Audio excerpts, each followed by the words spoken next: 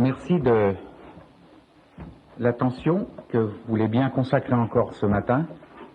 Cette attention, je le rappelle, si l'intellect marche, elle est beaucoup plus profonde. C'est l'attention du cœur. Et d'ailleurs, je me rappelle une phrase qui m'a été dite hier soir à propos d'un message qui avait été enregistré sur une bande magnétique et qui avait été retranscrit par écrit.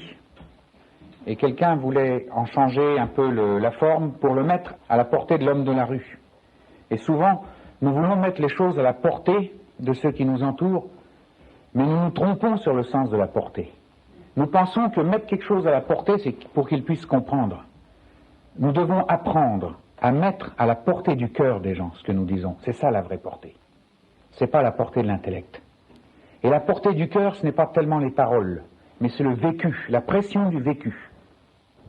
Derrière ce que nous disons, dans le lieu où nous vivons, c'est ça qui met les choses à la portée de celui qui nous écoute, à la portée du cœur.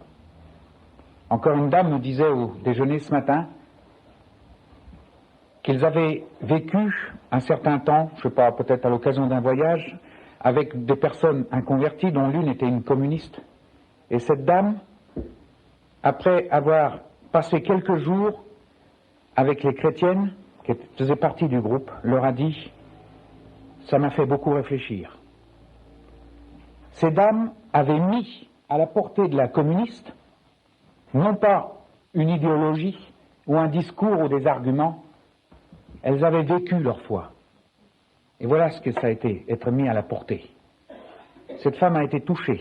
Elle a commencé à entendre quelque chose, au sens où nous l'avons vu hier. Et j'aimerais donc un peu brosser le tableau de ce que nous avons vu hier, qui est beaucoup, peut-être pour certains, mais comme je dis, recevez-le, même si vous n'en discernez pas la totalité. L'Esprit de Dieu, avec ce qui a été mis en vous de sa part, venant de lui, l'Esprit de Dieu va vous le développer dans votre vie, dans les semaines, les mois qui viennent. Laissez-le faire dans un abandon total.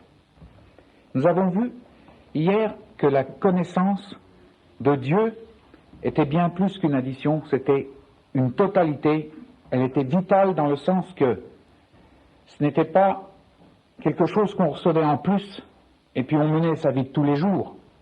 La connaissance de Dieu est tellement importante que sans elle, nous ne sommes que des ombres de nous-mêmes. Nous sommes des êtres aliénés, j'ai utilisé l'expression. Il nous manque quelque chose de fondamental. Mais nous avons surtout vu que ces éléments de connaissance ne s'acquièrent pas en allant à des études. Nous allons voir par la suite que une étude biblique, une méditation de la parole, ce sont des moments très importants où se produit une réaction un peu comme une réactivation. Tous ces éléments sont déjà en nous. C'est lorsque j'ouvre la parole, soit dans un groupe d'études bibliques, soit tout seul, que l'Esprit de Dieu me parle et réactive tous ces éléments de la connaissance qui sont déjà en moi, profonds. Dieu nous a marqués de son sceau en nous créant. Il nous a fait à son image, non pas pour que nous lui ressemblions vaguement, mais pour que nous devenions comme lui, totalement intégrés à la fin du temps et de l'espace, complètement retournés en lui, revenus en lui. Et comme il nous a fait comme cela, ce ne sera pas quelque chose qui nous sera donné à la fin du temps, c'est déjà en nous, ça demande à être mis en œuvre, seul l'Esprit de Dieu peut le faire, il le fera à travers la puissance de la croix. Et ces paroles me reviennent, d'ailleurs que l'on cite au moment de la Sainte Seine, « Venez car tout est prêt ». C'est cela, déjà dans la communion, dans cette entrée au niveau des éléments, dans la réalité de Christ par la mort. Nous célébrons le fait que tout est déjà prêt. Tout a été mis en nous. Et quand le Seigneur dit « Venez car tout est prêt », il ne dit pas simplement par rapport aux éléments qui étaient sur la table. Quand le Seigneur parle, il parle dans une profondeur extraordinaire. Et ce sont les raccourcis et la myopie de notre culture qui réduisent les paroles du Seigneur à simplement des éléments très courts. Quand il dit « Venez car tout est prêt », il nous rappelle que tout ce qui est lui est déjà en nous, mais que c'est prêt et que nous allons le voir venir à la vie à travers cette communion dans la mort avec lui. Vous voyez quelle richesse, quelle profondeur dans ce repas du Seigneur. Nous avons tout à redécouvrir, j'ai l'impression par moments, alors que nous avons derrière nous 20 siècles de christianisme, où les choses se sont aménisées, et réduites à simplement une petite pratique, et nous faisons ça comme un automatisme. Tout reste à redécouvrir, une profondeur. Et voyez-vous, quand le réveil soufflera, un réveil comme l'histoire n'en a jamais connu, c'est tout cela qui va venir. Tout cela qui va venir en ébullition. Les êtres humains qui seront touchés par le réveil, et il y en aura des milliers et des milliers, vont découvrir la profondeur de cela. Ce sera un peu comme si le christianisme redémarrait, dans une profondeur, une dimension jamais vécue. C'est tout cela, la réalité de Christ, Dieu amour. C'est en lui que tout se consume. Christ n'est pas du tout une solution de Dieu parce que l'homme a chuté. Et il a dit de penser, ah mais qu'est-ce que je vais faire? Ah bah oui, je vais envoyer mon fils. C'est pas du tout ça. Ça a été de tout temps le but suprême de Dieu. J'aimerais relire avec vous ce passage, ces 2 versets de Éphésiens 1:9, qui le confirment d'une façon extraordinaire. Éphésiens chapitre 1, versets 9 à 10. Dieu a répandu sur nous par toute espèce de sagesse et d'intelligence, nous faisant connaître dans le sens pas intellectuel, mais beaucoup plus profond. Connaître, certes l'intellect sera aussi nourri, mais il ne peut pas être nourri par simplement essayant de comprendre. L'intellect est nourri par l'intérieur et non pas par l'extérieur. Il est nourri dans la mesure où j'entre dans cette connaissance de Christ, dans cette mort et cette résurrection. Et à ce moment-là, je connais le mystère de sa volonté, selon le bienveillant dessein qu'il avait formé en lui-même, pour le mettre à exécution lorsque les temps seraient accomplis, de réunir toutes choses en Christ, celles qui sont dans les cieux et celles qui sont sur la terre. Voilà le but suprême de la création, une réunion. En fait, une union, je dirais, car jamais l'homme n'a été réuni à ce point-là à Dieu. Il a démarré, comme nous l'avons vu, sur la dimension d'une ébauche, une esquisse, et tout le sens de son histoire sera un mouvement vers une union totale. Mais nous avons aussi vu que c'est une progression qui commence par une tentation et une chute. On peut se poser la question, est-ce un faux pas? Est-ce un raté dans le plan de Dieu? Et à travers nos théologies étriquées, raccourcies, on nous présente la création comme une perfection, et puis l'homme, grâce à sa liberté, fait le mauvais choix, et tout est à recommencer. Mais dites-moi, si l'homme avait été créé parfait dès le début, comment aurait-il pu chuter? Le parfait ne chute pas. L'homme n'a été créé qu'une ébauche, pour réaliser que dans le contexte du très bon, il ne peut pas faire le bon choix. C'est impossible. Paul le dira lui-même.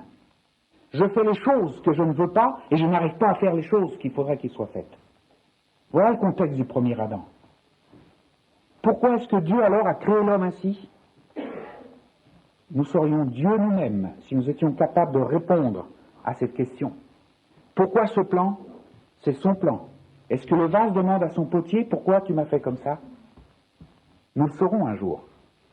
Mais nous le saurons non pas à la façon de comprendre par une explication, nous le saurons en le vivant, en étant intégrés à lui. Ce n'est pas un faux pas. Ça fait partie de son plan. Mais nous allons aujourd'hui entrer dans le détail. C'est très important, car vous allez voir se décanter 2 choses. Vous allez voir se décanter cette connaissance qui est devenue un peu le Dieu du siècle. Ah, la science, elle explique tout, ou presque. Et puis tout ce qui n'est pas explicable n'est pas scientifique, on le rejette avec mépris. Et pourtant, le don de connaître l'univers à travers nos facultés intellectuelles est un don de Dieu. Mais c'est devenu un Dieu érigé en réalité suprême. Et c'est cela qui détruit notre planète, qui déshumanise notre société, qui fait que le nucléaire devient un problème. Tout va devenir un problème. L'économie du monde devient un problème, avec l'inflation, le chômage. alors que cette faculté de gérer notre planète est un don de Dieu. La connaissance intellectuelle, c'est pas le diable, c'est pas le péché, ça devient péché quand c'est érigé à la mauvaise place. Eh bien, nous allons voir un peu ce matin pourquoi et comment, et quelles sont les leçons que nous devons en tirer en ce qui nous concerne. Je répète que, comme l'homme a été créé à l'image de Dieu, et Christ est cette image visible du Dieu invisible, l'homme a été fait avec cette motivation profonde, cette force qui va le pousser sans cesse dans la direction de cette union, et que Satan va essayer de détourner, de briser, d'empêcher que la retrouvaille se fasse. Voilà la stratégie de l'adversaire.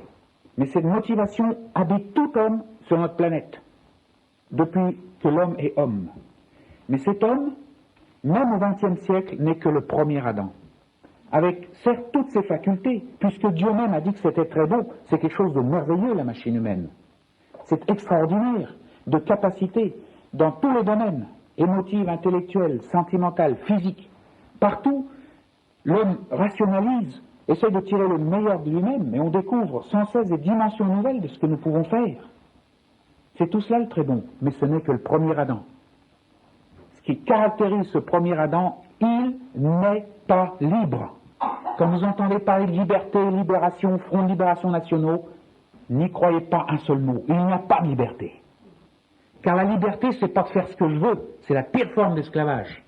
Parce que c'est le je, le tyran. L'homme n'a jamais été créé pour vivre autour du je. Il a été créé pour vivre autour et en Christ. Donc faire ce que je veux, c'est l'esclavage. La liberté, c'est d'être capable de faire 100% la volonté de Dieu. Car là, je suis à mon meilleur. Je suis dans mon vrai moi-même. Voilà la liberté. Et le premier Adam, en ce sens, n'est pas libre.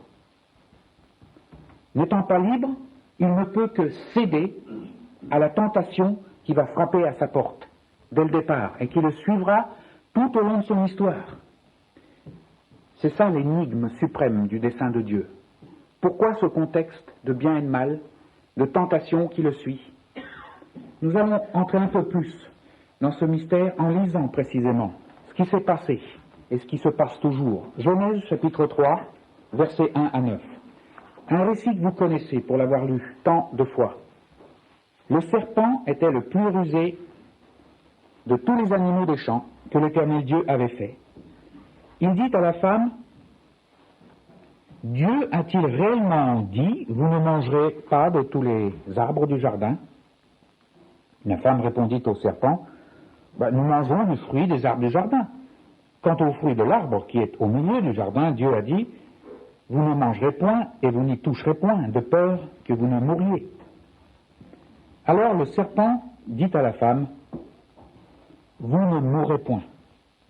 Mais Dieu sait que le jour où vous en mangerez, vos yeux s'ouvriront, et que vous serez comme des dieux, connaissant le bien et le mal. » La femme vit que l'arbre était bon à manger, et agréable à la vue, et qu'il était précieux pour ouvrir l'intelligence.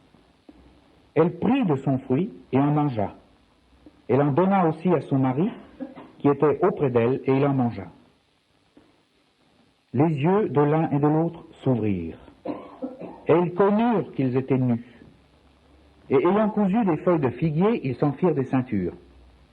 Alors ils entendirent la voix de l'Éternel Dieu, qui parcourait le jardin vers le soir, et l'homme et sa femme se cachèrent loin de la face de l'Éternel Dieu, au milieu des arbres du jardin. Mais l'Éternel Dieu appela l'homme et lui dit, « Où es-tu » Ce récit ne cesse de m'émerveiller par sa profondeur. Sans cesse des échos de plus en plus profonds viennent. Et j'aimerais simplement souligner, on pourrait faire une retraite, un jeûne fédéral sur ce thème de ce qui s'est passé dans le jardin d'Éden, et il n'y aurait pas encore assez. Mais j'aimerais souligner avec vous quelques aspects essentiels de ce récit, et d'abord porter votre attention sur cet arbre. Beaucoup voudraient prendre la Bible au sens vraiment littéral et dire oui, il y avait un arbre, et puis il y avait des fruits sur lesquels était écrit le mot bien et mal. Et puis ils en ont mangé, puis d'un seul coup ils ont découvert qu'ils étaient nus. Vous savez, le sens littéral, il faut le voir sous le terme d'une parabole. Toujours, quand le Christ a parlé, lorsqu'il était dans son milieu, il a parlé avec des mots qui avaient la même tentation que pour nous, les prendre au sens littéral. Je ne dis pas qu'il faut tordre un sens, il faut aller au-delà. Un mot, c'est une porte, c'est une convention, un mot. C'est totalement arbitraire.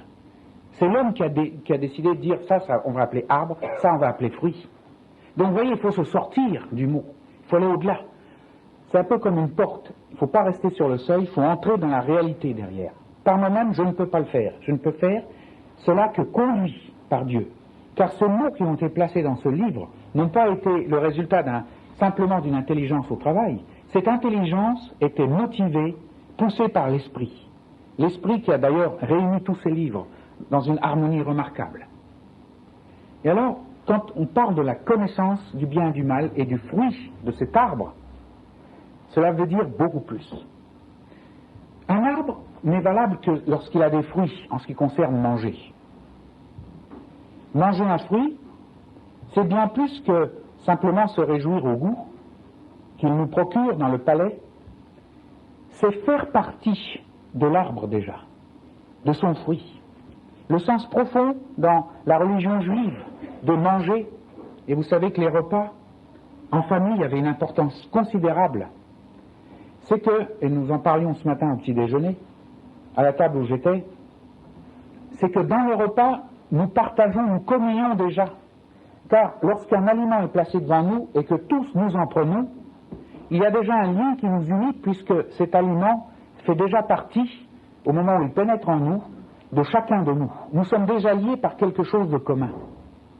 Mais un aliment, c'est bien plus que simplement le fait de tromper sa faim, si j'ose dire. Il communique une certaine énergie. Une énergie nécessaire pour nos corps, pour vivre. Et c'est cette énergie que nous partageons. Mais cette énergie qui est placée dans la nourriture ne vient pas par hasard. Dieu a créé ainsi la terre pour que nous en mangions les fruits. Donc, lorsque nous partageons cette nourriture, eh bien, c'est l'énergie de Dieu au niveau biologique que nous partageons. C'est un peu de lui-même, quelque chose qu'il a offert venant de lui-même. Donc, vous voyez, ça va très loin manger. Et souvent, nous oublions cette dimension importante de manger. Nous le réduisons à juste ce que c'est au niveau de tromper la faim et puis de sortir le ventre plein quand on se lève de table. C'est beaucoup plus.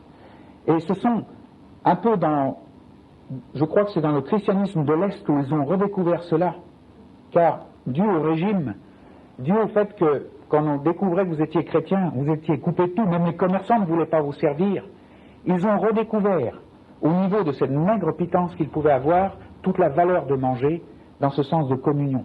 Et quand on remercie le Seigneur pour les aliments, c'est pas simplement parce qu'il a bien voulu faire que notre table soit garnie, c'est parce que nous allons communier avec quelque chose de divin lorsque nous nous mettons à table. Ça va aussi loin que cela. Vous voyez comme tout reste à redécouvrir, vraiment tout.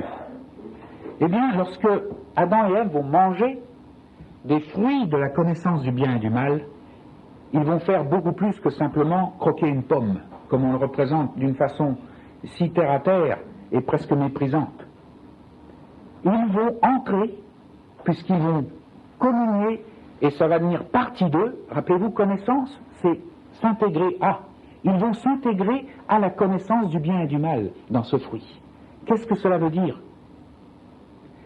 Tout d'abord, la connaissance du bien et du mal. C'est profondément lié, bien et mal. Et parce qu'ils ne sont que premier Adam, parce qu'ils ne sont pas libres, ils ne vont pas être capables de le séparer. Seule la puissance de la croix sera capable de le faire. C'est celui qui est sous la puissance de la croix qui est capable de discerner le bien et le mal. Et nous le verrons plus tard, dans les sessions qui viennent, que la maturité du chrétien, ce n'est pas d'être capable de sortir le bon verset au bon moment d'une façon impeccable. C'est pas ça.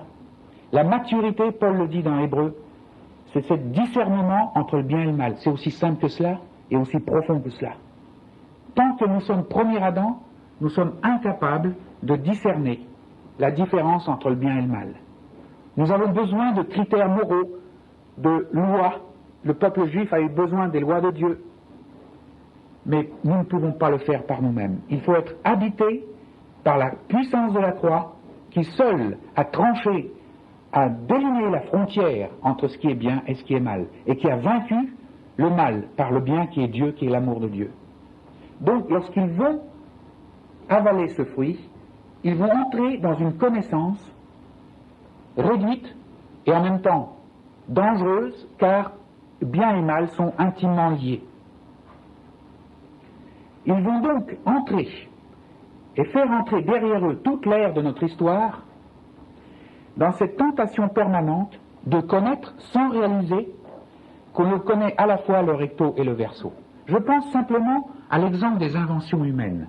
Regardez comment, avec un tas de préjugés dans le sens du bien, les hommes inventent des machines, font des découvertes, et en même temps, ils en découvrent le recto et le verso. C'est-à-dire qu'en même temps, les applications négatives qui détruisent l'homme sont là, intimement liées, et on n'arrive pas à les séparer. Ça, c'est un infime aspect de cette connaissance du bien et du mal, où l'un et l'autre sont intimement liés. Et dans cette connaissance, il y a cette tentation permanente de comprendre pour connaître. Regardez le verset 6. La femme dit que l'arbre était bon à manger, agréable à la vue, et qu'il était précieux pour ouvrir l'intelligence. Vous voyez cette tentation permanente? Je veux d'abord que mon intelligence s'ouvre, et ensuite je crois que je connaîtrai. Je pense que je connaîtrai. Vous voyez, cette tentation est là dès le départ de l'histoire du monde. D'abord, ouvrir l'intelligence. Et quand les gens écoutent ce que nous avons à leur dire au niveau de la parole, lorsque nous témoignons ou nous partageons la parole, ils nous disent « Ah, mais moi je ne comprends pas ça. Moi d'ailleurs, ne comprenant pas ça, je le rejette. » Ils sont pris dans un préjugé. Le préjugé de comprendre d'abord. Je continue dans ce thème de la chute. Je ne veux pas trop m'attarder parce que nous devons progresser. Je vous fais remarquer aussi que dans ce récit, le vecteur, c'est-à-dire le fer de lance de l'attaque de Satan, c'est le doute. L'homme a été fait pour vivre dans une confiance, c'est ça la vie. La foi, confiance fidéo latin, c'est cette relation de soumission à lui car il sait tout. Il a tout préparé. J'ai une confiance totale en lui. Et c'est cela qu'il va essayer de détruire. C'est l'antithèse de la vraie connaissance. Car doute veut dire début déjà de la désintégration. Connaissance, c'est intégration. Doute, c'est désintégration. Et vous voyez comment la mort spirituelle de l'homme suit. La mort physique, elle était déjà avec lui. La mort physique fait partie de la nature depuis le début de la création jusqu'à la fin. Mais elle devient un passage irréversible à cause de cette chute. La mort n'est qu'une transition du temps vers l'éternité. Mais à partir du moment de la chute, elle devient une arme terrible qui terrasse tous nos espoirs, qui les réduit à zéro, qui nous fait que dans l'éternité, nous sommes complètement séparés de Dieu le jour où nous avons franchi cette vallée. Voilà comment la mort spirituelle, au sens de ces deux mots, devient en quelque sorte l'arme suprême de l'adversaire. Et c'est ce que fera la croix, ce sera de retirer à la mort cette extra puissance, l'aiguillon de la mort lui sera retiré. Et la mort, après la croix et la résurrection, redeviendra ce qu'elle était au départ, une transition du temps vers l'éternité, tant que la terre existe. Alors, cette mort spirituelle va faire que l'homme coupé de Dieu, coupé de cette communion de confiance, va ramener la connaissance, va dénaturer la connaissance à ce que nous en savons maintenant. C'est-à-dire comprendre d'abord, je veux des preuves. Bien sûr, il utilise les capacités que Dieu a mis en lui, mais cette fois-ci, ce sera sur la mauvaise longueur d'onde, ce sera pour le réduire à l'esclavage. La désintégration va commencer avec cette connaissance dénaturée. Regardez où nous conduit la connaissance aujourd'hui. C'est ce mélange de bien et de mal, cette richesse extraordinaire de nos découvertes, de nos inventions, et en même temps comment elle déshumanise la société. Parce que l'homme, on nous dit l'homme ce n'est que réaction biologique, réaction de ceci, réaction de cela. L'homme n'est qu'un ensemble de tel et tel mécanisme. Et à force de le dire à l'homme, l'homme finit par le croire, on le réduit à moins qu'il est, Voilà la forme la plus terrible d'esclavage, voilà la désintégration, l'aliénation.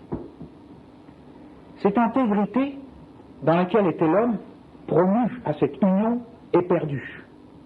D'un seul coup, l'homme se découvre moins qu'il est. Et la première chose qui le frappe, c'est son physique. Il découvre qu'il est nu.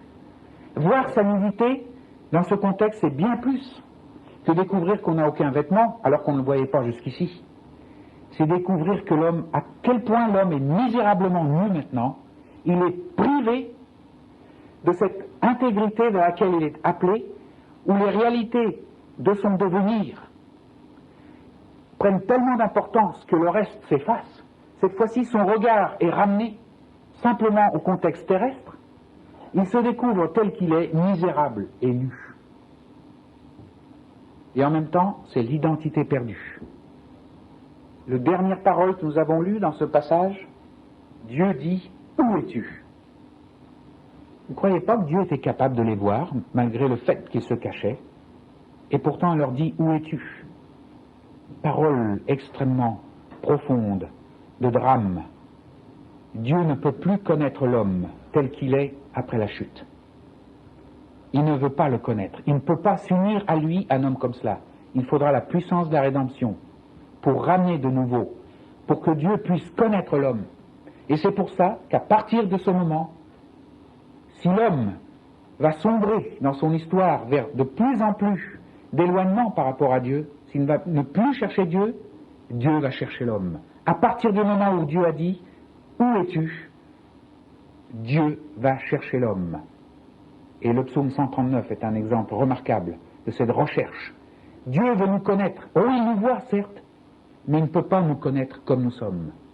Il ne peut nous connaître que lorsque nous sommes dépouillés de nos transgressions, première étape, et surtout lorsque nous renaissons dans ce qu'il a toujours prévu pour nous, c'est-à-dire le second Adam. Voilà l'être dans lequel il veut nous connaître. Voyez où la tentation et la chute mènent l'homme. Cette fausse idée de libération par la connaissance va agripper l'homme, et ce sera son pire esclavage. Vous voyez, inversion complète des valeurs, l'homme pense que parce qu'il comprend l'univers, il se libère, en fait, il devient un esclave. Il devient l'esclave de ce manque d'humanité, de ce manque de dimension complète, de cette intégrité. Il se réduit à ce qu'il fait de lui-même par sa connaissance, au sens de comprendre, et en ce faisant, il est esclave, il est aliéné.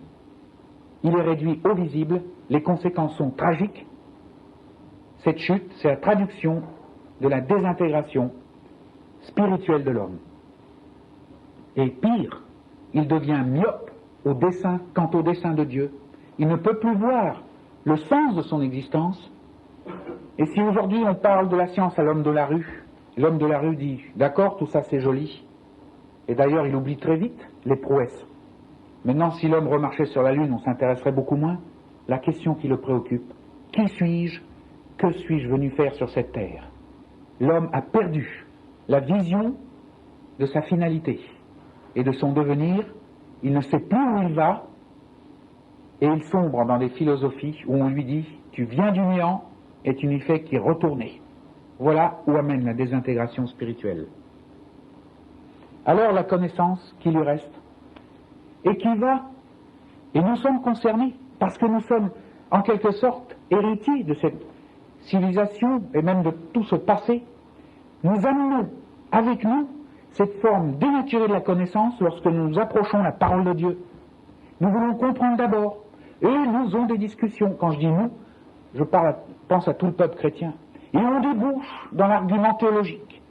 Et on forme les gens pour comprendre, discerner, décortiquer la parole, faire des études comme ci et comme ça. Bien sûr, Dieu a mis en nous la capacité d'étudier sa parole, mais ce qui est mauvais, c'est pas d'étudier sa parole, c'est de le faire sur la mauvaise longueur d'onde. Parce que, comme réalité ultime, c'est comprendre. Et aussi comme premier pas, comprendre. L'homme est sans cesse hanté, c'est une hantise qui le poursuit jour et nuit, je veux comprendre avant d'accepter.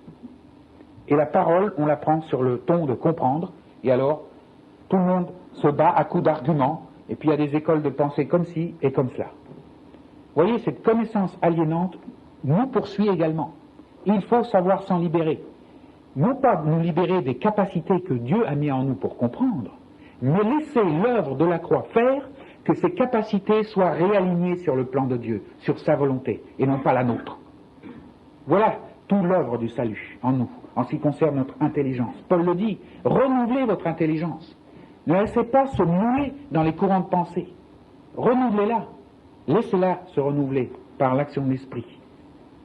Alors cette connaissance, finalement, ne croit que ce qu'elle voit. Combien de fois, même parmi les gens qui se disent chrétiens, on entend cela, moi je ne crois que ce que je vois finalement. Tout le reste est souvent une réaction honnête derrière cela. On a peur de l'inconnu. On nous dit, il y a un tas de choses qu'on ne peut pas comprendre, et comme on ne peut pas les comprendre, on a une réaction de défense. Et on se dit, à la limite, je vais sauver les meubles, je me limiterai à ce que je vois.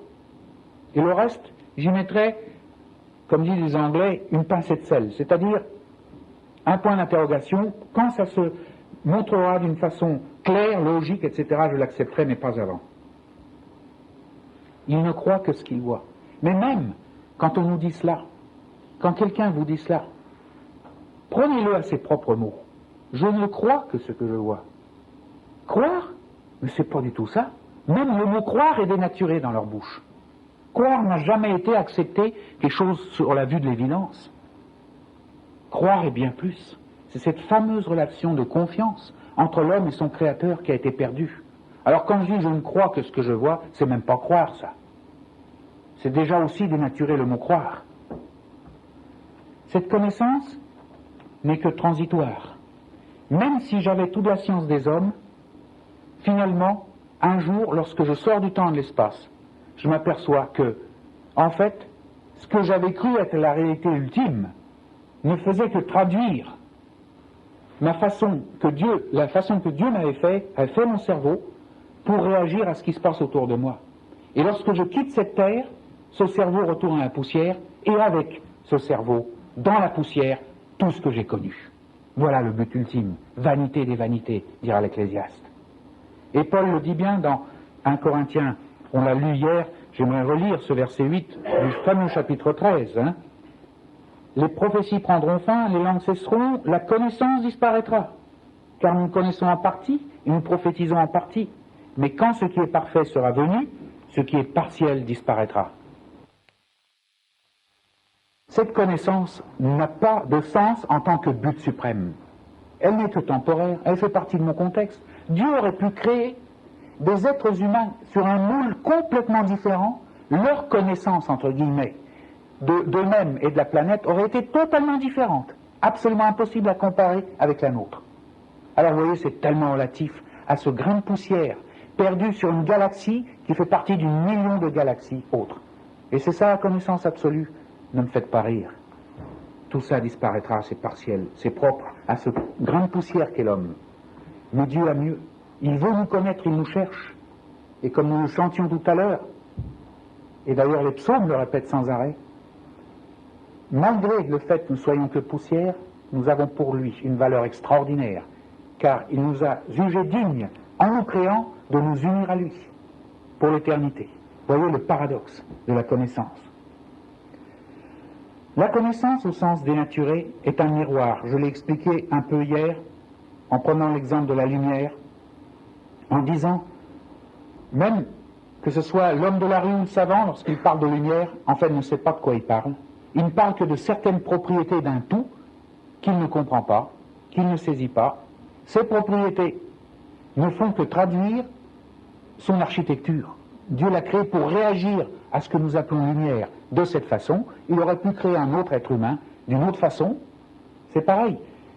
Nous ne faisons que réagir à quelque chose, nous décrivons ce que nous ressentons, et c'est tout. Donc tout ça ne fait que traduire notre architecture. C'est un peu comme si nous voyions notre propre architecture en considérant ce qui nous entoure. C'est l'effet miroir. C'est nous-mêmes que nous voyons. Et Paul le dit aussi dans cette parole. Il dit, aujourd'hui, nous voyons comme au moyen d'un miroir, d'une manière obscure. C'est pas ça la connaissance. C'est nous-mêmes que nous voyons, et encore avec quelle pauvreté. Cette connaissance, finalement, si je l'érige sur un piédestal, elle devient une vanité suprême. Je ne le répéterai jamais assez. La connaissance, c'est pas le diable. La connaissance, c'est pas zéro. Ça devient zéro à partir du moment où je l'érige comme un Dieu, comme une réalité suprême. Si je considère le fait qu'il faut que je comprenne la Bible avant de l'accepter, qu'il faut que ça soit clair dans mon esprit, esprit intelligence, eh bien je suis dans cette vanité. La Bible va devenir vaine pour moi. Et c'est simplement parce que j'ai été éduqué depuis longtemps, et je suis peut-être pas assez honnête pour le dire, mais j'ai connu des chrétiens très honnêtes qui ont dit finalement, non, ça vaut, la Bible pour moi ne dit rien du tout. Ils étaient honnêtes. Ils se trompaient, mais ils étaient honnêtes.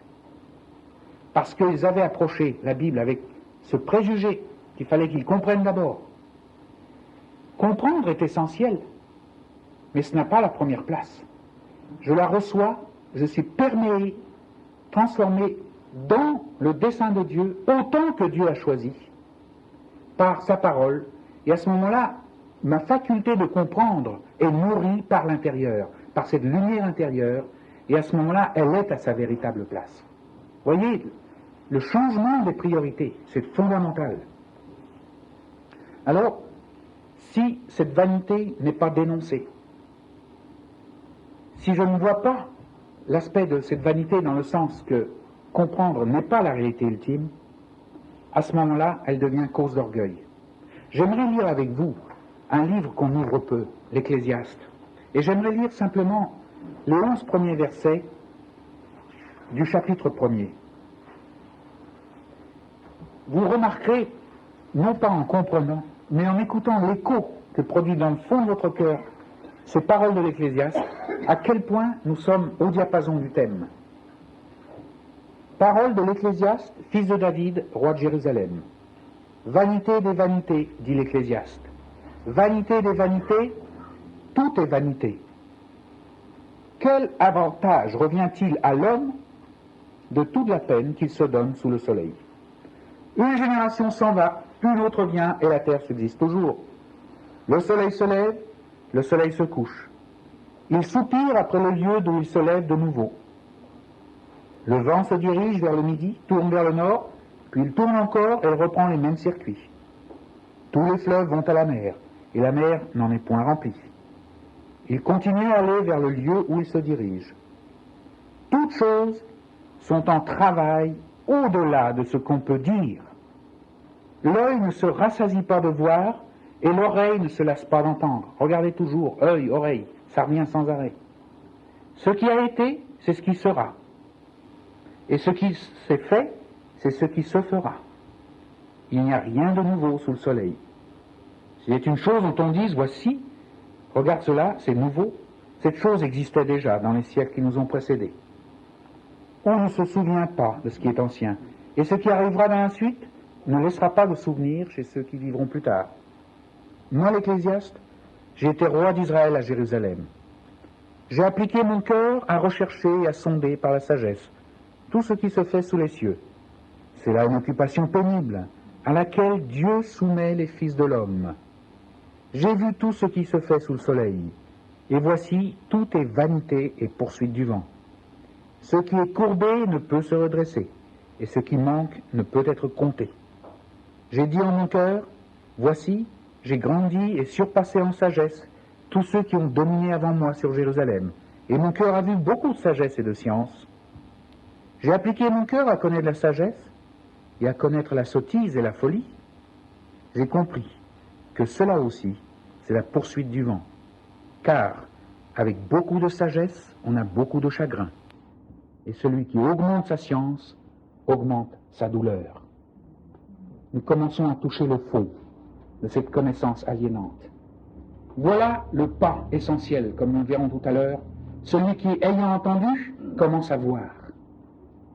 Nous commençons même, et déjà il y a eu 2 ou 3 échos qui ont l'air de dire que Dieu laisse l'homme dans cette occupation. Ça veut dire que cette vanité aussi a une place dans le plan de Dieu. Nous allons le découvrir. C'est Dieu qui a fait de la connaissance, limitée au visible, une vanité délibérément. Pourquoi? Voilà peut-être une déclaration qui vient comme un choc pour certains d'entre nous. mais Dieu est en contrôle absolu de tout, rien ne lui échappe. S'il y a vanité, c'est dans le plan de Dieu. Pourquoi? J'aimerais lire un verset qui a soulevé des controverses, et même a été presque abandonné parce qu'on n'en voyait pas le sens. Romains 8, verset 20. Vous connaissez tous ce chapitre extraordinaire de Romains, chapitre 8e. Mais là, d'ailleurs je vais lire 19 et 20, il y a là un summum du mystère. Aussi la création attend-elle, avec un ardent désir, la révélation des fils de Dieu. Car la création a été soumise à la vanité, non de son gré, mais à cause de celui qui l'y a soumise, et ce celui n'est pas Satan. Avec l'espérance, car à vanité est attachée espérance, à chute est attachée rédemption, ne séparons jamais les deux. Sinon nous sombrerons dans le cynisme le plus terrible, le plus destructeur qui soit. Et c'est le but de Satan de couper les choses, de dire regarde comme Dieu est cynique. En fait, avec cette soumission à la vanité, il y a l'espérance qu'elle aussi sera affranchie de la servitude, de la corruption, pour avoir part à la liberté de la gloire des enfants de Dieu. C'est l'union. Toute la création sera réunie à Dieu en Christ. Mais en attendant, elle est soumise à la vanité, non de son propre gré, mais par la volonté de celui qui a créé toute chose. Ça veut dire que, en ce qui nous concerne, faisant partie de cette création, ayant une place de choix dans le plan de Dieu, la réalisation de notre vocation de fils de Dieu passe inévitablement, et on ne peut pas éviter cela, passe inévitablement par la réalisation de la vanité ultime du visible. Et ceux qui ont cru éviter cela restent dans l'illusion du visible, d'où cette attitude de compromis, d'impuissance de l'Église aujourd'hui, dans tant de secteurs. Mais grâce soit rendue à Dieu, car le voile se lève. Le compromis avec le visible. Nous le retrouvons tous les jours. Je l'ai redit au moins 20 fois depuis hier. Cette tentation de comprendre, voilà le compromis avec le visible. Quand je dis je veux comprendre d'abord, je fais l'hypothèse, peut-être sans m'en rendre compte, que je considère comprendre comme la clé de la connaissance. Or, précisément, c'est une vanité. Alors, j'essaie de réconcilier la richesse de la parole de Dieu avec ma propre vanité. C'est pas possible. Et c'est pour cela que l'on débouche dans les controverses, les arguments théologiques. Et Jésus-Christ, c'est peut-être pas le Fils de Dieu. Ah, il est ceci, il est plutôt cela. Et les dons de l'Esprit, oh, il parlait en langue, n'en parlez pas, ça vient du diable. Etc., etc. Et on débouche dans des controverses épouvantables parce qu'on a mélangé deux choses incompatibles. On n'est pas mort à la vanité de la connaissance limitée au visible, à la comprenette. On n'est pas mort à cela. Alors, tant que la terre durera et que l'homme considérera, même dans le monde chrétien, que comprendre c'est la priorité pour saisir, eh bien, le compromis sera là, et un compromis qui détruira finalement la richesse de la parole. Enfin, détruira l'accès à la richesse, la porte sera fermée et la richesse nous échappera. C'est une vanité ultime. C'est ce qui m'a amené à la foi. Il y a une cassette qui vient de sortir tout récemment. Il y a d'ailleurs une photo de moi à mon bureau en Angleterre, derrière, qui est le témoignage, comment je suis venu à la foi. Je suis venu à la foi pour avoir flotté dans ce vide, et je vous assure, c'est pas confortable. Le vide de réaliser que tout n'est que vanité. J'ai revécu ce que l'Ecclésiaste a vécu, ou peut-être en beaucoup plus petit, mais ayant été élevé, éduqué, formé par l'Université de Paris, je vous en prie, monsieur, dame, Paris, hein, Descartes, la France, le rationalisme, hein, le monde de la logique, j'en ai découvert le vide. Et j'en ai découvert le caractère inéluctable. J'ai découvert que Dieu a voulu que ça soit vanité. Parce que le but de la connaissance, c'est pour connaître que nous ne connaissons rien.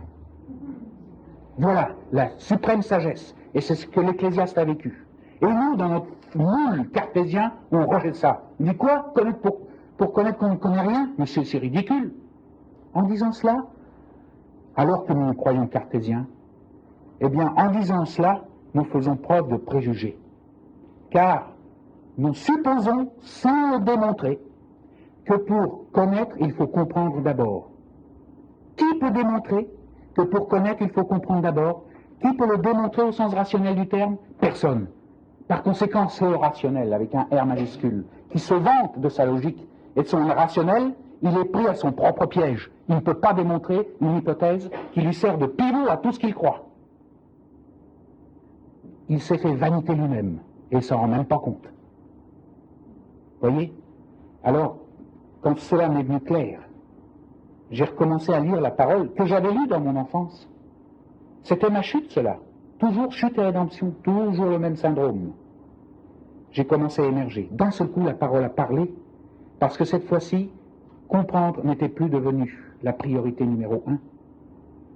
Et le Seigneur m'a parlé, il ne cesse de me parler avec sa parole. J'ai l'impression que je suis toujours bébé quant à la parole de Dieu.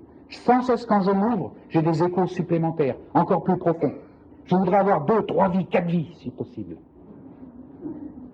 Mais en fait, je n'ai pas à attendre une deuxième vie, car la deuxième, c'est la vie éternelle. Et celle-là dure tout le temps. J'aurai tout le temps. Et vous aussi, d'ailleurs. Et nous le ferons ensemble pour connaître, comme nous avons été connus.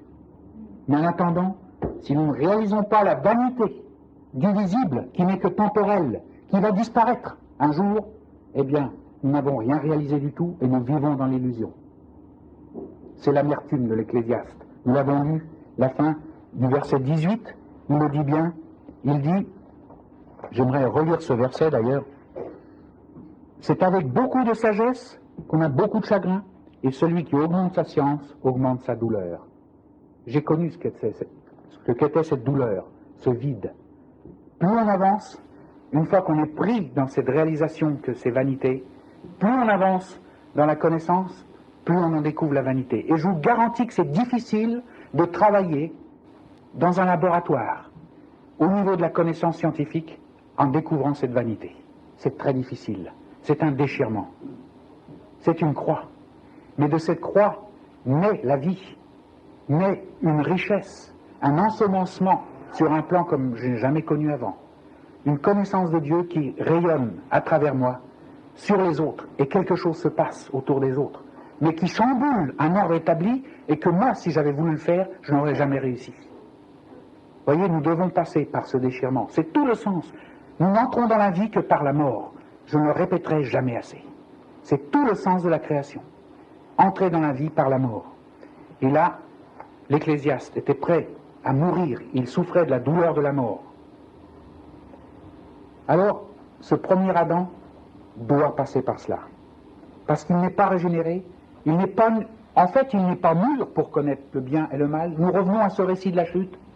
Ils ont mangé ce fruit, ils ont voulu entrer en s'intégrant à ce qu'était ce fruit, donc à s'intégrant à la connaissance du bien et du mal, ils ont voulu entrer, mais ils n'étaient pas mûrs pour en faire la partition, la séparation, et ils s'en sont en quelque sorte empoisonnés. Ça a été ce qu'on a appelé la chute, c'est-à-dire une mort spirituelle. Parce que connaître, c'est dominer, c'est discerner. Connaître Dieu, c'est connaître enfin, dans le sens le plus profond, le plus riche, c'est connaître enfin la différence entre le bien et le mal. Et ce n'est pas une différence comme dans un catalogue. Une page va définir le bien, l'autre page le mal. Et puis, en comparant les deux pages, ah oui, je vois la différence. Ça n'a rien à voir. C'est au niveau de la vie de tous les jours, en découvrant à quel point par moi-même je suis incapable de dominer le mal. Quand j'ai envie de déformer la vérité, quand j'ai envie d'être en colère, quand j'ai envie de ne pas faire quelque chose que je dois faire. Partout, je découvre d'abord que je suis incapable de les séparer. Je sais le bien que je veux faire, mais je n'arrive pas à le faire. Et en découvrant cela, je découvre qu'à ma disposition se trouve la puissance de la croix. Je rentre dans cette mort, Seigneur, je ne peux rien. Prends tout. Et à ce moment-là, d'un seul coup, je me vois en train de dominer ce mal, mais je le fais en Christ. Ce n'est plus moi, c'est Christ qui vit en moi. Voilà le discernement permanent entre le bien et le mal. Mais il faut que je sois dans le contexte du deuxième Adam. Parce que le deuxième Adam, c'est ma véritable identité. Ou un jour, j'aimerais parler de cela. Un jour, j'espère qu'il y aura peut-être un thème ici, pour un autre jeune fédéral, sur qui sommes-nous. Il y en a tellement de choses à dire. On se trompe quand on croit que ce qu'on voit de nous-mêmes, c'est nous. Ce que vous voyez de vous-même, ce que vous voyez de moi, ce que je vois de vous, c'est pas votre vrai vous-même. Ça va disparaître. C'est fini, ça. Un jour, on n'en parle plus. C'est pas votre vrai vous-même. Vous valez beaucoup mieux. Je vaux beaucoup mieux. Ce que vous êtes réellement, ce que je suis, c'est Christ. Ça va aussi loin que ça. Mais je ne peux pas le voir avec mes yeux. Par contre, je peux en voir le rayonnement. Vous voyez, déjà, il y a un transfert là. Une identité qui n'est pas ce que je vois. La vraie identité est cachée. D'ailleurs, Colossiens 3.3, je le répéterai dans une autre session, le dit si bien. Notre vie, ce que nous sommes, est caché en Christ. Ce n'est pas quelque chose que je vois dans sa totalité, sa plénitude. Je ne le verrai que lorsque je serai connu, comme je connaîtrai comme il m'a connu. Identité. Deuxième Adam, c'est déjà le départ. Parce que dans le deuxième Adam, il y a encore ce qui est corruptible, qui va disparaître, mais qui sera un jour glorifié et ramené sur une autre longueur d'onde, celle de la vie éternelle, y compris mon corps. Et finalement, j'aimerais dire une chose, pour quitter ce drame dans lequel nous vivons, ce drame de la chute qui se perpétue jusqu'à dans nos jours et encore plus fort, c'est que le raccourci direct vers la vie réintégration, ce que l'homme a perdu dans le jardin, il ne peut pas le retrouver par lui-même. Il faut autre chose. Il faut un arbre. Cette fois-ci, un arbre bien plus important, l'arbre de vie. Et j'aimerais lire juste ces 3 versets de Genèse 3, 22, 23, 24, dont on parle peu, parce qu'encore là, on trébuche. Genèse 3, versets 22, 23, 24. L'Éternel Dieu dit, « Voici, l'homme est devenu comme l'un de nous, pour la connaissance du bien et du mal. Empêchons-le maintenant d'avancer sa main, de prendre de l'arbre de vie, d'en manger et de vivre éternellement. » Et Dieu, l'Éternel, le chassa du jardin d'Éden, pour qu'il cultivât la terre d'où il avait été pris. C'est ainsi qu'il chassa Adam, il mit à l'orient du jardin d'Éden les chérubins, qui agitent une épée flamboyante pour garder le chemin de l'arbre de vie. Encore un passage qui semble tellement mystérieux, et pourtant, il est là. Il est là le chemin. L'homme connaît le bien et le mal, mais il le connaît de la mauvaise façon. Il en est l'esclave. Il ne peut pas séparer les deux, il ne peut pas discerner. Or, ce qui va lui rendre la possibilité de discerner, c'est l'arbre de vie. L'homme ne peut pas suivre un raccourci. Il faut qu'il découvre dans toutes les implications jusqu'à la mort. Un peu comme Job, dont nous lisions la parole tout à l'heure. Je me repens sur le sac, sur la cendre et la poussière. La poussière, la cendre, c'est l'état ultime de la désintégration. Vous le savez vous-même, on ne peut pas descendre plus bas que la poussière dans l'art de désintégrer. C'est le fond. Il faut que l'homme, partant de cette connaissance trompeuse, aliénante, découvre le fond du vase, découvre la poussière, d'où il est sorti d'ailleurs, découvre cette poussière, la vanité extrême des choses, pour enfin pouvoir saisir l'arbre de vie. Il ne pourra pas saisir directement l'arbre de vie sans s'être passé par cette mort. Et c'est pour ça que l'Éternel dit, empêchons-le d'avancer sa main, de prendre l'arbre de vie, il ne saurait pas quoi en faire. Cette vie ne serait pas vie du tout avec lui s'il le prenait directement, parce qu'il n'est pas passé par le fond du creuset. Il faut qu'il passe par cette mort et que quelqu'un vienne pour identifier sa misère, son impuissance totale, sur le bois d'une croix, et le clouer sur le bois d'une croix. À ce moment-là, l'arbre, et d'ailleurs le bois de la croix, c'est cela, c'est l'arbre de vie. À ce moment-là, l'arbre de vie prendra toute sa puissance et régénérera l'homme. Mais en attendant, il faut qu'il passe par le fond, il faut qu'il descende et qu'il découvre. Et tous les jours, nous le faisons. Il n'y a pas besoin de suivre l'homme dans son histoire. N'est-ce pas notre cas tous les jours? Si tout au moins la puissance de la croix est en action dans votre vie, c'est sans cesse de découvrir que pour que je devienne réellement à l'image de Christ, il faut d'abord que je passe par la réalisation que je ne peux rien faire moi-même. Il faut que toutes mes illusions s'écroulent. Certains suivent des chemins qui les emmènent très loin dans ce déchirement, d'autres c'est immédiat, par petites actions, peu importe. Mais tous, il faut que nous passions par ce creuset. Parce que nous ne pouvons pas entrer directement dans la vie, il faut que nous passions par cela. Et c'est pour ça que le chemin de l'arbre de vie est fermé. L'homme en fait, ne pourra pas, par ce cheminement direct, prendre l'arbre de vie et vivre éternellement. Il est empêché parce que dans le plan de Dieu, il doit passer par la mort. Et alors, cette réalité lui est voilée pour un certain temps. L'arbre de vie est caché. Une épée flamboyante. Avez-vous déjà agité un tison embrasé? Très vite, ça fait comme un rideau de lumière. Hein? Eh bien, on dit que quelqu'un est... Vous savez, pour cacher quelque chose, il suffit de faire beaucoup de lumière des fois. Vous êtes comme ébloui. Et cet éblouissement vous rend presque aveugle. C'est dans ce sens-là. Il y a là, dans l'interrogation de l'homme, une impossibilité totale de comprendre, de saisir ce qu'est l'arbre de vie. Il y a de temps en temps des échos par les prophètes. Tout le sens du peuple d'Israël, c'est d'annoncer. Ésaïe sera l'un des sommets. Mais tant que Christ n'est pas venu, cette épée s'agite. C'est la parole de Dieu qui demeure voilée, et à un moment donné, elle devient source de vie, elle me conduit droit à l'arbre de vie. Elle cesse de s'agiter à partir du moment où j'entre par une mort dans cette vie nouvelle. À ce moment-là, l'arbre de vie m'est accessible parce que je découvre que j'ai été crucifié avec lui sur le bois de la croix.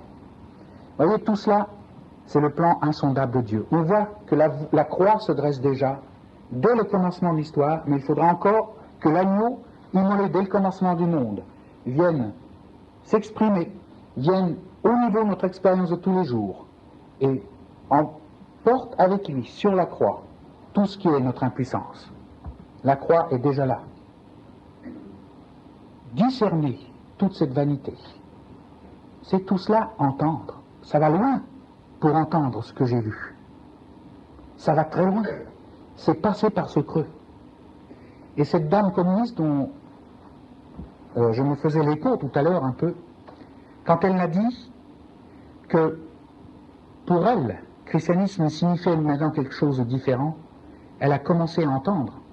Elle a commencé à entrer dans quelque chose qui lui disait « Mais tout ce que j'ai cru jusqu'ici, ça me paraît farfelu. J'ai vu quelque chose de nouveau aujourd'hui, ou dans le temps que nous avons passé avec ces dames. » Vous voyez, c'est cela le témoignage. Il permet à l'homme d'entendre, de plonger dans la vanité des choses, non pas en lui démontrant que c'est vain.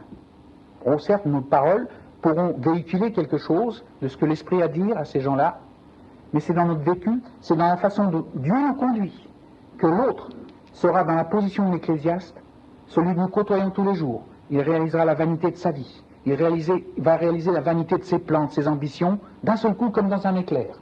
Et il est prêt, alors à ce moment-là, à voir. À voir. Mais vous allez me dire, et j'aimerais faire une parenthèse importante ici. Il y a là un point d'interrogation, et on me l'a posé plus d'une fois, mais ceux qui vivent dans la brousse, qui ne sont jamais évangélisés ou ailleurs, alors ceux-là n'ont jamais la chance d'entendre et voir, donc ils ne seront jamais sauvés. Est-ce que Dieu est juste? J'aimerais lire 2 versets dans Romains 3, et vous allez voir comment Paul répond à notre interrogation. Romains au chapitre 2, versets 14 et 15. Chapitre 2. Quant aux païens, quand les païens qui n'ont point la loi font naturellement ce que prescrit la loi, ils sont eux qui n'ont point la loi, une loi pour eux-mêmes, ils montrent que l'œuvre de la loi est écrite dans leur cœur, leur conscience en rendant témoignage, et leurs pensées s'accusant ou se défendant tour à tour. C'est ce qui paraîtra au jour où, selon mon évangile, Dieu jugera par Jésus-Christ les actions secrètes des hommes. Si Dieu a fait même ce païen qui n'a jamais entendu parler de Jésus-Christ, s'il l'a fait à l'image, vous croyez que cette image, tout au long de sa vie, va rester inerte? Elle ne reste inerte que par un choix délibéré lorsque l'écho vient que je le repousse. Mais pour ces gens qui n'ont jamais reçu l'écho, dans le sens d'une interpellation à travers l'œuvre des missionnaires, la prédication, tôt ou tard, quelque chose agit dans leur vie. Ils ont comme un écho. Ils se créent une voix. Un missionnaire me racontait, en retour du Bornéo, dans cette brousse où le blanc n'avait jamais pénétré jusqu'en 1960, il a découvert des tribus qui vivaient avec une certaine morale, bien sûr sauvage, mais une morale, une rectitude qui l'a vraiment surpris. il s'était fait une loi elle-même, et d'où est-ce qu'il la tenait, cette loi?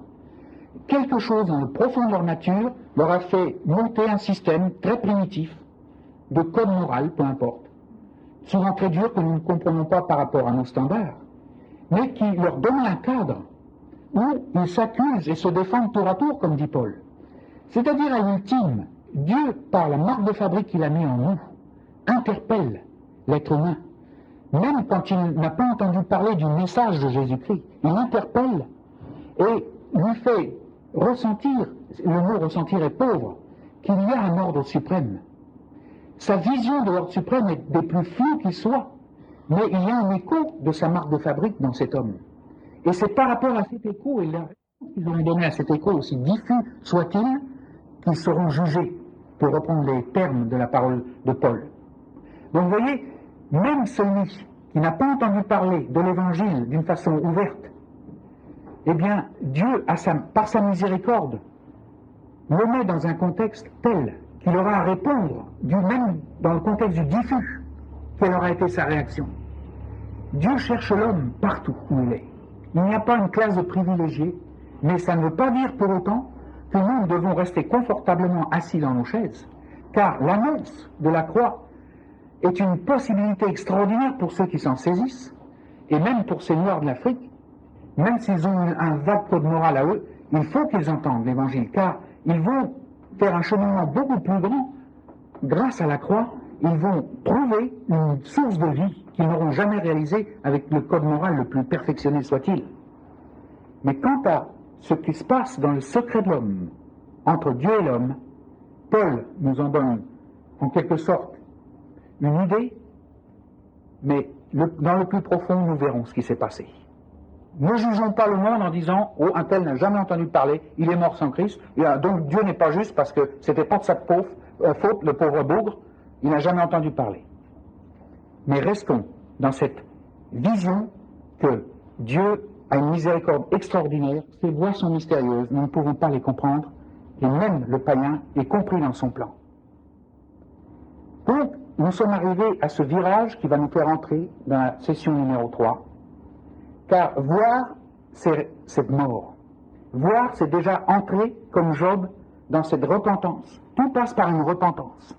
Je suis descendu au niveau de la cendre, de la poussière. Je ne peux pas descendre plus bas. Je suis prêt à émerger. Vous voyez, c'est ça le but. C'est de nous amener par là. C'est le but de la connaissance, c'est le but de la connaissance aliénée, de la connaissance du visible. C'est le but de toutes nos morales, etc. C'est d'en réaliser la vanité ultime, le creux. Par rapport à notre vocation, que nous ne comprenons pas, mais que nous discernons, il n'y a aucune réponse. Et sortir de cela, c'est voir. Voir, c'est le virage capital, mais encore faut-il entrer, et c'est ce que nous verrons la prochaine fois. Cette rédemption était nécessaire parce que l'ordre divin est transgressé à travers une connaissance aliénante. Car tant que je demeure dans une connaissance qui se limite à ce que je comprends, à ce que je peux faire par moi-même, et même dans ma petite vie religieuse de tous les jours, à ce que j'essaye de faire pour le Seigneur, alors que j'ai été fait pour que le Seigneur fasse les choses pour lui-même, à travers moi et avec moi, tant que je demeure dans ce contexte, je vis dans cette partie du premier Adam dont la place est sur la croix. Il faut, et je transgresse donc, et je fais les choses à côté, et je fais les choses qu'il ne faut pas faire, comme dit Paul. C'est le deuxième Adam qui va me réaligner sur mon véritable moi, ma véritable identité, ma vocation, sur sa volonté, et je ferai les choses dans la volonté de Dieu, parce que ma volonté va se réaligner, se fondre dans la sienne, et je deviendrai réellement moi-même. C'est tout cela, voir et entrer. C'est une nouvelle naissance, la naissance au deuxième Adam. Et ce mot que nous avons utilisé presque 100 fois peut-être, je n'ai pas fait le compte, le mot connaissance, regardez-le bien. Connaissance. Naissance avec, comme veut dire avec en latin. Naître avec. Voilà. Si les gens au moins se penchaient sur le mot qu'ils utilisent. Connaître, c'est naître avec. Avec quoi? Avec celui qui est le pôle et la finalité de toute chose, Dieu en Christ. Naître avec lui et en lui, c'est déjà commencer à connaître, parce que je suis né avec. Voilà comment tout s'achemine vers ce point capital. Saisir, c'est voir et entrer. Je dois accepter, J'entre en me soumettant complètement à lui, mais je ne perds jamais de vue le rôle central de la puissance de la croix. Cette puissance qui m'emmène vers la mort, qui m'identifie à celui qui m'a déjà emmené avec lui sur la croix et avec lequel je ressuscite. Maintenant, je suis prêt pour entrer dans la vraie connaissance. Et je suis enfin prêt pour croître dedans, pour m'avancer. Qu'est-ce que cela veut dire? Nous allons le découvrir ce soir. Que Dieu vous soit en aide.